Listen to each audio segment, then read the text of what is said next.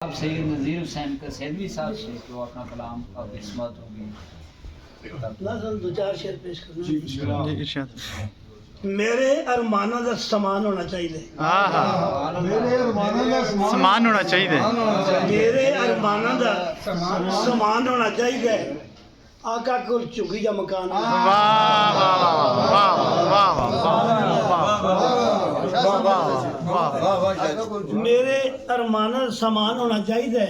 आका को चुगी या मकान होना चाहिए। अखियां दे पानी दा धुआं बेड़े सारे हैं।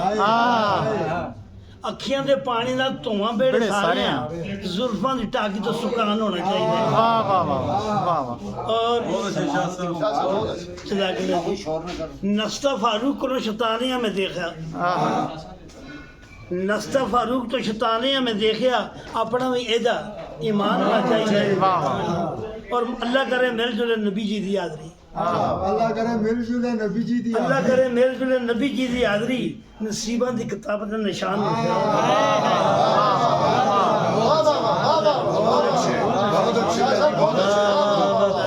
क्या कहने, बहुत अच्छे। अल्लाह करे मिल जुले नबी जी की हाजरी। नसीबा की किताब का निशान होना चाहिए। और गजरे सलामा दे दरूदां दी डालियां गजरे सलामा दे ਦੀਆਂ डालियां ਜਦੋਂ भी मिलाद का बयान होना चाहिए। गजरे सलामा दे दुरूदां दियां डालियां जदों भी मिलाद का वाह वाह।